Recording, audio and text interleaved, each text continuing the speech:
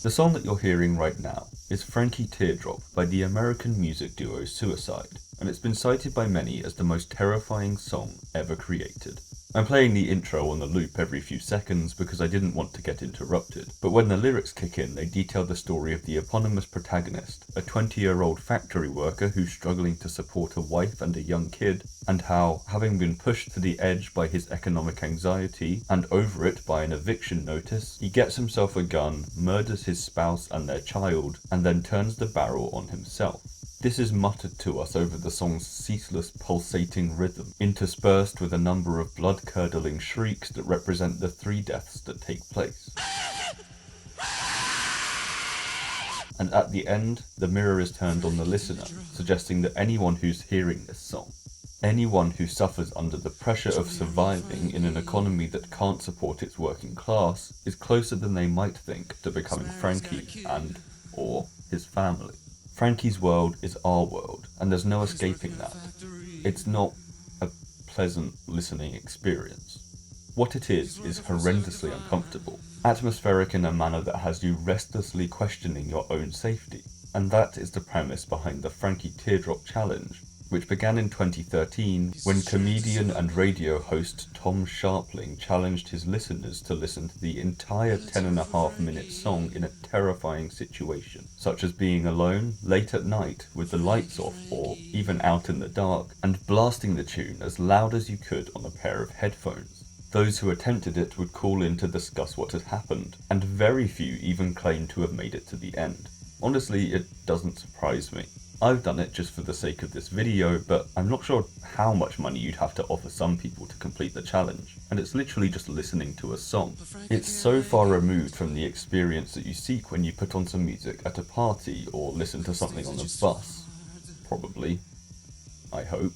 But surely Frankie Teardrop can't stand alone. Surely it's not the only example of a piece of music that is genuinely disturbing to so many people. Well, that's what we're here to find out. Frankie's getting evicted. All I tears for Frankie.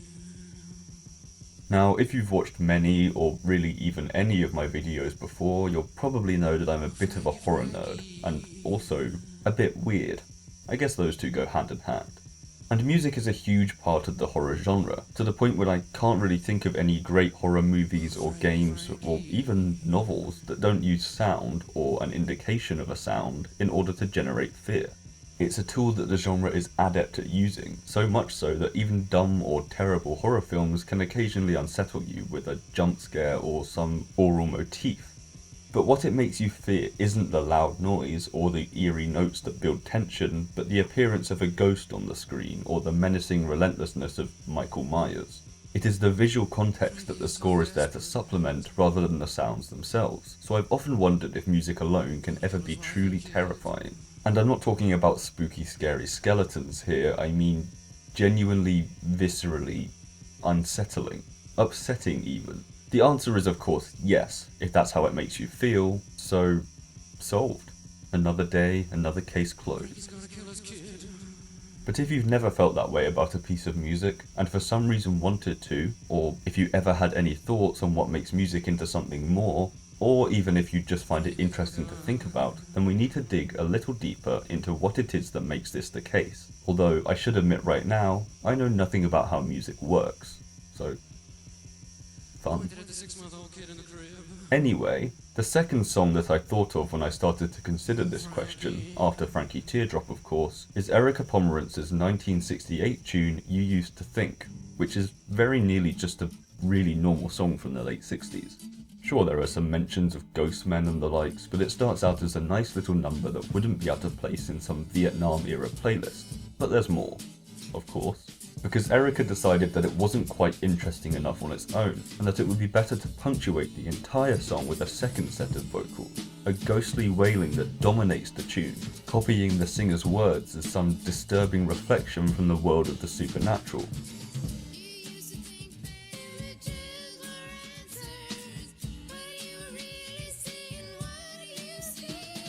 reminiscent of the reflections in the lake in 1961 horror masterpiece The Innocents, which presented twisted, distorted, and disturbing mirror world on the occasions of numerous ghostly occurrences, almost suggesting, in the context of specific events, that there is another place, like our own, from which the dead can watch, judge, and even torment the living.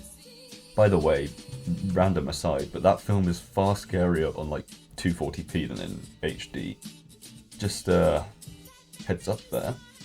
Anyhow, back to the tormenting.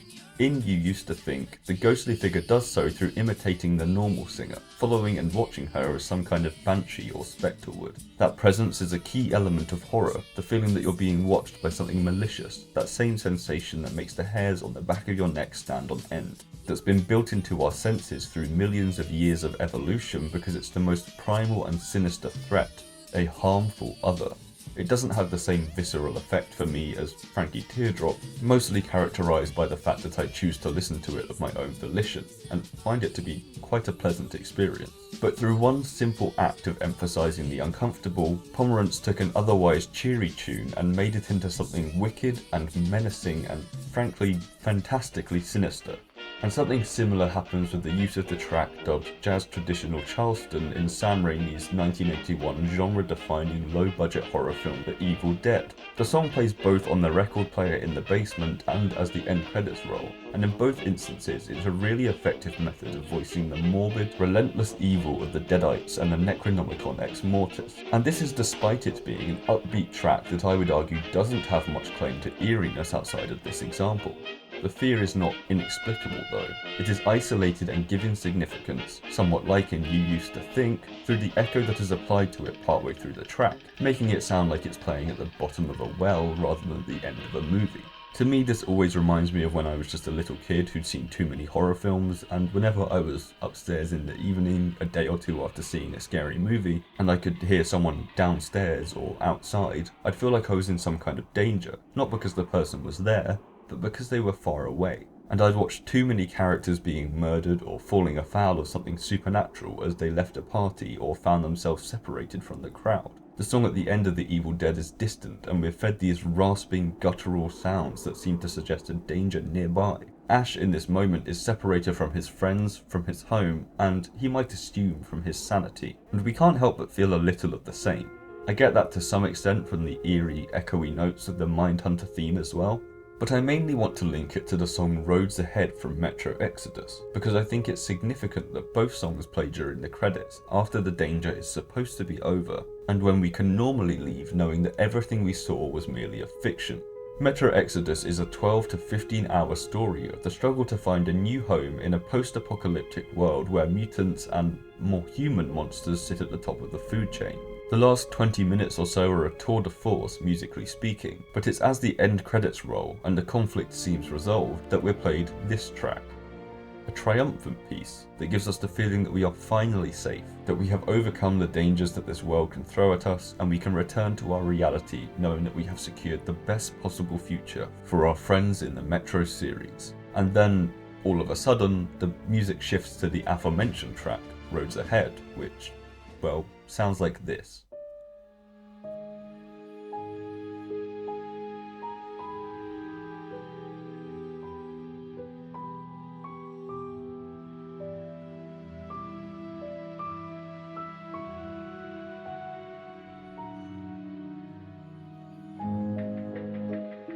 Once again, to me it feels as though there is something watching, something on the horizon that is ready to upend this moment of tranquility and triumph. Even as we feel safe, both in the game and, by extension, outside of it, there is something else that knows that we're there, is watching us, and is relishing the opportunity to hunt us down. I find the tune itself unsettling, and I think that it's the perfect track for taking that safety that we fought and killed for across an entire continent and flipping it on its head. But its timing is what's crucial to me. Something sinister and foreboding has no place scaring us after a horror experience is already supposed to have ended, and it leaves it as something open-ended that we can't justify with an "it was all okay in the end" because... was it? Instrumentation is essential, which we learned with the Resident Evil DualShock edition in 1998, when the famed deaf composer Mamoru Samuragochi, who turns out was actually a fraud who could hear the whole time and had been using a ghostwriter to compose his most acclaimed works, unleashed the reworked basement theme upon the world. The then prodigy had been hired to reimagine the original Resident Evil score and provide another incentive for people to purchase the re-release, which was intended to sell more copies of the PlayStation's new DualShock controllers. Samuragochi, who worked on the project with Takashi Nigaki, the man who ghost composed most of the work attributed to his fraudulent apprentice, seemingly did actually compose this one himself, offering up a video of him playing the piece during the time that the duo were working on the game as evidence. Unfortunately, this is not that much of a brag, because during one of the scariest scenes in the game, when you're descending into the depths of the zombie-infested mansion, players who own the 1998 edition are confronted with this.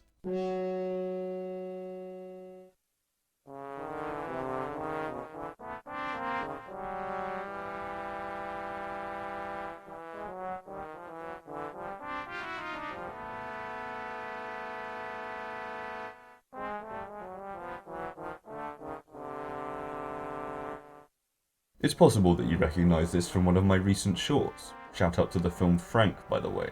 But regardless of where you hear it first, this song does not have the impact that was intended. In fact, it's hard to tell what Samuragochi was going for here other than that this was not it. Except one person may have actually figured it out, which kudos to them. Back in May of 2015, YouTube channel Agent-RedJackal uploaded a video entitled Resident Evil DC Basement Music Fix/Rehash, in which they demonstrate that simply changing the sound font, effectively the instrument that is used to play the song, can turn that notoriously terrible piece into one that promotes a genuinely creepy atmosphere.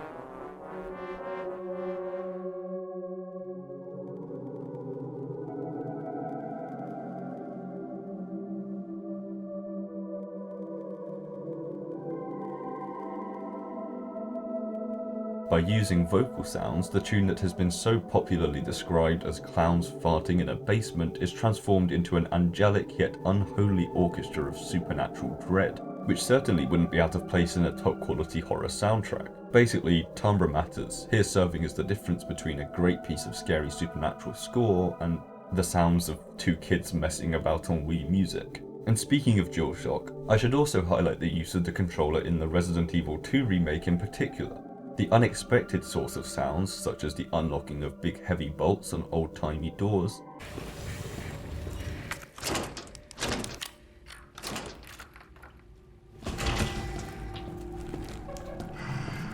these moments of controller audio really manage to get under some people's skin. And I think it's because it's outside of the game, attacking us from an angle that we really don't expect beforehand and thus aren't prepared for. Once again, we can confine a piece of media to a certain screen or even set of speakers in order to separate ourselves from it. It's not real, it's just there. But when that barrier is broken, and suddenly it's there and there and there and there, the safety of our world is tainted by the experience, which is now crawling through the screen and into our reality, ready to slap us in the eardrums until the terror of its newfound existence has really sunk in. Speaking of Reyne, the less musical but still disturbing high-pitched metal screeches that play throughout the tape are peak horror sound design, and also the sound of my nightmares, and also the sound of that one tape I found a couple of days ago. Help. I suppose most of what I'm discussing is more instrumental tunes from films and such, seeing as most musicians aren't setting out to scare off their fans. But perhaps they have advantages when they do. Yet another Resident Evil song is RE7's theme Go Tell Aunt Rhody, which combines eerie ostinatos, unhinged screaming, and the most atmospheric end of the intensely listenable popular spectrum to deliver perhaps the best walking of the line between highly playable and thoroughly disturbing that I can recall in the making of this video, if not ever. Which explains why it was 45th in my Apple Music replay this year. As I said, I'm weird. But maybe the repeated line,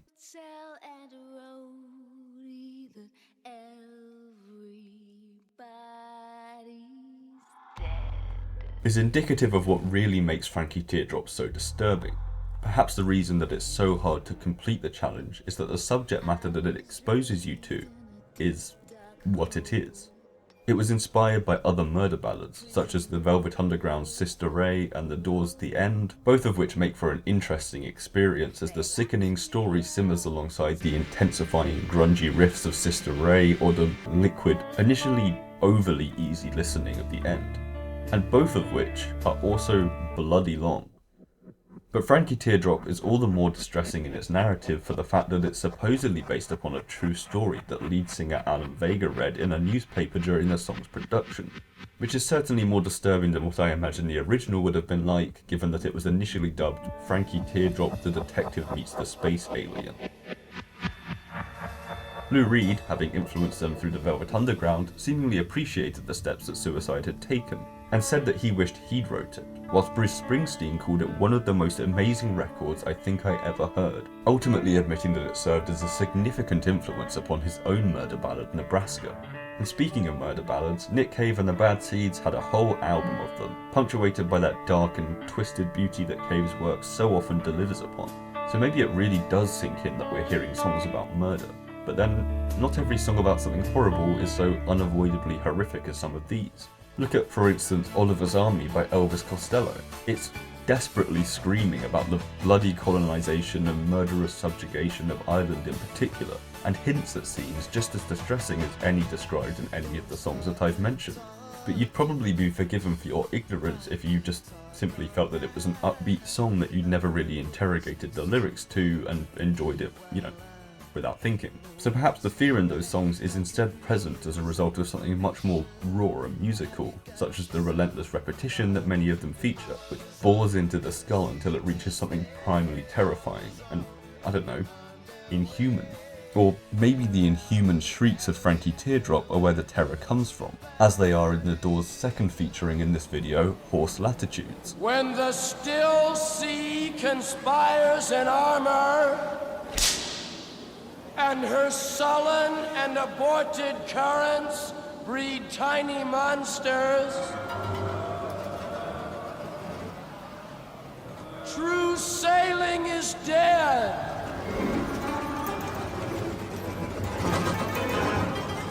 Which brings you to the hellish plane of some apocalyptic preacher as the souls of the damned wail in agony on the banks of the river Styx, or something like that.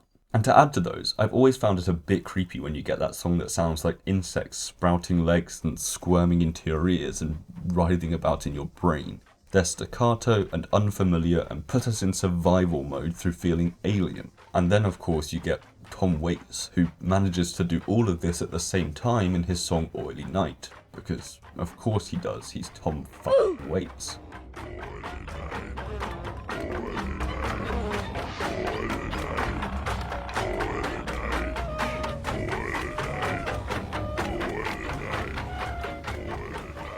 Outside of that man's genius though, the vast majority of the music that I would argue to at least verge on genuine eeriness tends to be instrumental.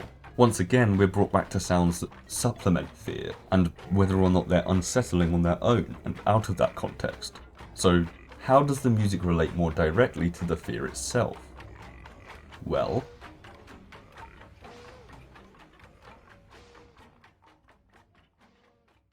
something that stands out to me about a decent number of the songs that I might suggest are more unnerving than others is the simplicity of them. Horror fiction's own H.P. Lovecraft famously wrote that the oldest and strongest emotion of mankind is fear, and the oldest and strongest kind of fear is fear of the unknown. To me, this suggests a primal fear that is built into us, something that triggers our fight, flight, or freeze response through simply presenting us with a dread-inducing sound.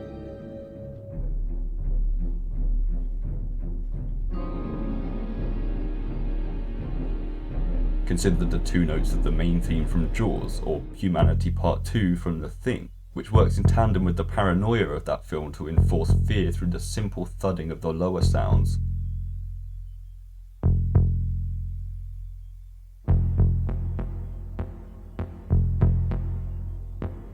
And Kurt Russell's son Wyatt faces his own supernatural threat to a very similar and equally effective theme in 2018's Overlord.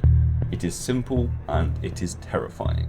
And in fact, much of the cosmic horror created by Lovecraft's peers and successors has been set to very slow and simple, or perhaps inevitable and all-encompassing sounds that match the looming, irresistible threats of the works of fiction themselves. That existential dread, is easy to forget, was a huge part of the Alien franchise when it debuted in 1979, and the main theme there is certainly conducive to the slowly overwhelming atmosphere and the threat of that film, and the eponymous creature that those elements were channeled through.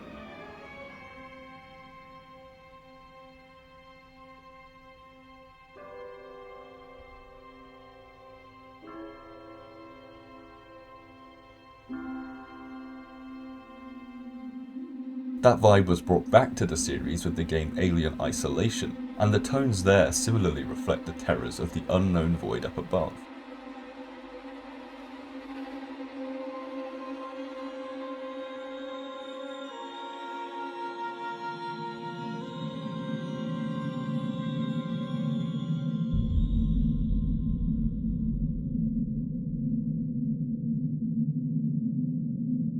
And then looking at, or rather listening to, 2008's Dead Space, which is clearly inspired by Ridley Scott's horror masterpiece, we hear not only another theme that plays on the same outer space wonder turned terror, but also a lot of great uses of sound design that transform the USG Ishimura and its undead inhabitants into this bioorganic terror that has players cowering and is, in my mind, a stellar realization of the organosynthetic visions that H.R. Giger manifested into the xenomorph species, only this time in audio form. But some of the things that crawl under our skin are the simple things that go bump in the night, like serial killers or whatever. Which makes me wonder, is it scarier to have more of a clear sense of something big and powerful and evil, such as in The March of the Guests, or Hypnosis, or The Lady Circles, all from the latter stages of Little Nightmares, or maybe even the corruption of the innocence of the child? Creepy little girls are a staple of horror, and that is emphasised through the use of the eerie music boxes and misshapen childish tones, perhaps most notably in another couple of examples from Little Nightmares, which are Six's themes, Part 1 and 2, which follow the haunted little girl with the dark and disturbing story as she makes her way through the land of monsters and cannibals.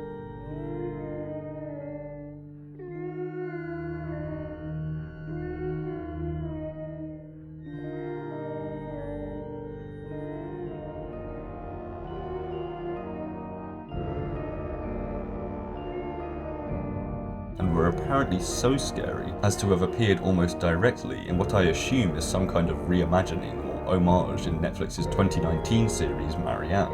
And on the topic of highly visible killers, the high-pitched screeching that accompanies the famous murder from Psycho always used to cut straight to my nerves.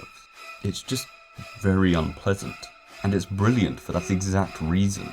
Strings are often pretty key actually, as when played correctly they can be just fucking unbearable. Also, constant squealing of any kind has to be considered a feature here, actually, giving off what I'm going to call Texas Chainsaw vibes, where the story evokes the relentless, unendurable terror of bloodthirsty chaos, and the terrified screams that ring out through the Lone Star State as Sally desperately flees from Leatherface and his family.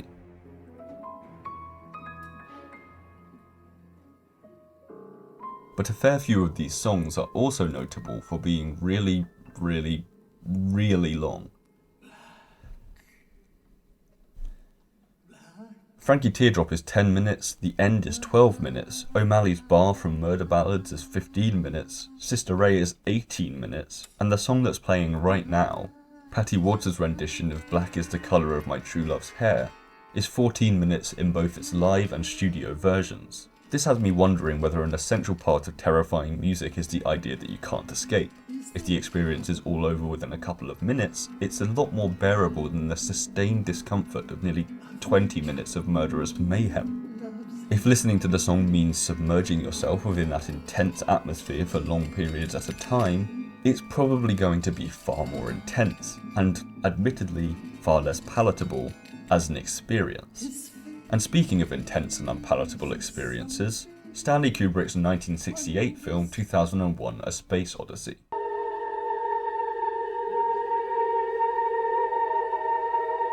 Now, some of you may have noticed that this movie is not a song. However, it contains some fucking spooky ones that did exist beforehand, of course, with the film famously employing pre-existing music to emphasise its spectacular nature. However, A Space Odyssey is where I know them from, so that's that. In all seriousness, Lux Eterna, a composition by Gheorghi Ligeti, I've ploughed through quite a lot of names in this, and I'm sorry for mispronouncing all of them, is well known for the clashing disharmonies that create a sense of unease, reflecting the unholy yet angelic atmosphere of the film in a similar fashion, bizarrely, to the fixed version of the clown farts from Resident Evil DualShock Edition. That atmosphere is perhaps most effectively demonstrated in Ligeti's Requiem, however, which is also used in the film to accompany the alien monolith that, godlike, grants the hominids, humanity's ancient ancestors, the powers of intelligence and, at the same time, violent invention. If you ask me, the sinister concept of those two being inevitably intertwined is perfectly posed through this unsettling score, mainly because I just can't sit comfortably and listen to it. It's wrong. It's corrupted to the very core.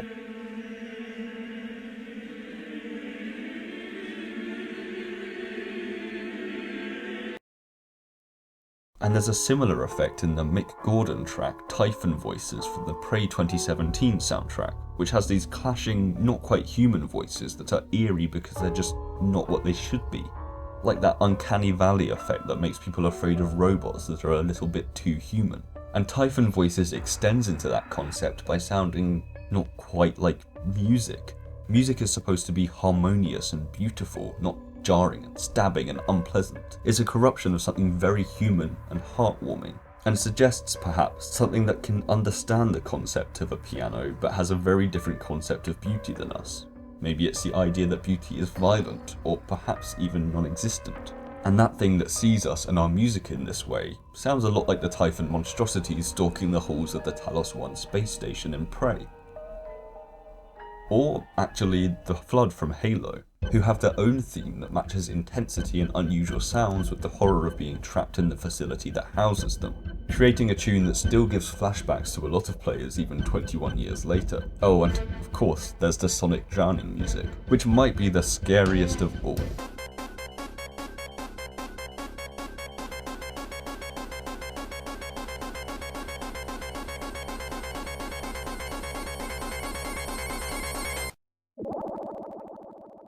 Also, going back for just a minute, the final example that I'm going to mention of that aforementioned holy unholiness takes us back to the Metro series, and more specifically to Exodus's predecessor Metro Last Light and its main theme, Reminiscence. That angelic element that I keep mentioning is in full force here, and to me it suggests the unfathomable inevitability of a threat beyond that which we can comprehend, let alone overcome. In the Metro series, humanity seems doomed to be snuffed out, and there's no questioning that that goes hand in hand with Last Light's Judgment Day style score. Is that scary? Is this terrifying? Probably not, but you know, I wanted to give it a mention.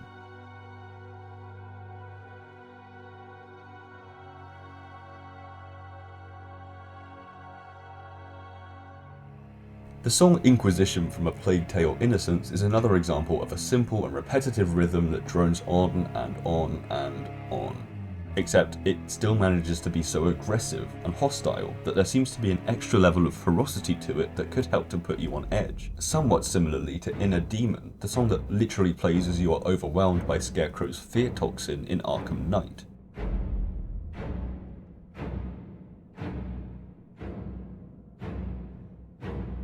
Or maybe you just need Lighthouse-style foghorn sounds, again incurring ideas of some great Cthulhu-esque enemy able to smite you and your loved ones with a wave of its hand. Or maybe, again like in The Lighthouse, you just need a dude yelling biblical shit over the wind as though the end is nigh. Wait, we already did that one.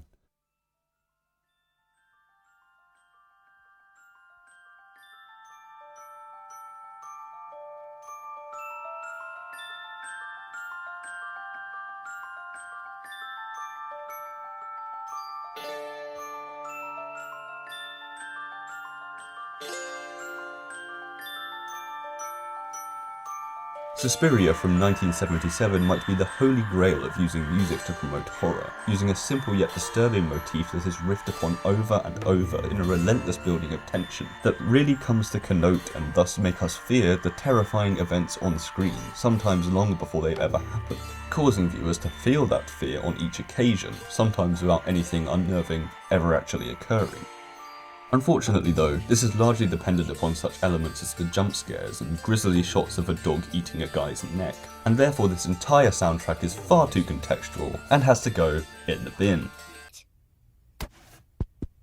Its strengths are somewhat reminiscent, however, of the shepherd tone used by Hans Zimmer in Dunkirk, a soundtrack that is at the very least anxiety-inducing without ever really requiring the context of the film in order to be so.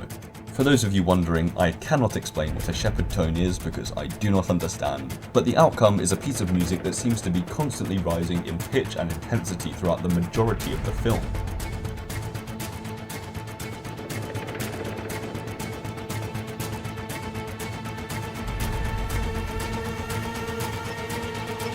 Despite never actually doing so. It's 100 minutes of mental torture.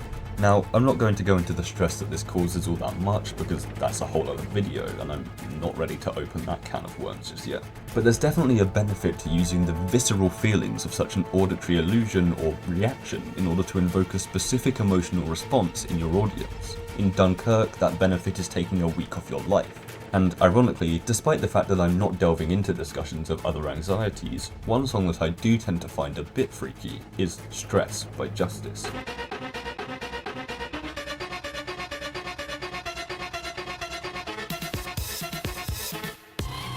It takes its own genre and throws it out of the window before forcing upon us the feeling that we're being chased by some horrible, twisted, bloodthirsty monster. Which is fun. And as a final illustration, here's something else that I should have fit in somewhere earlier on, but that I'm now going to clumsily shoehorn in at the end. You gotta be kidding me. Building on what I said about Dead Space mastering the use of its audio to implement terror, Dead Space 2's long drawn-out notes are interrupted and in fact supplemented by the insectish elements that I added earlier, once again demonstrating how the games arguably do more to inject terror through audio than any other AAA series, or even the vast majority of horror fiction as a whole, which is an enormous Brethren Moon-sized feat, given how, as I've mentioned, audio is so frequently used in order to promote fear within horror. Now, it may be apparent that I haven't come to all that many conclusions in this video, and that's because, as I pointed out at the start, this whole thing is just so ridiculously subjective. You're probably more scared by, I don't know, my weird listening habits than by any of the songs that I've mentioned.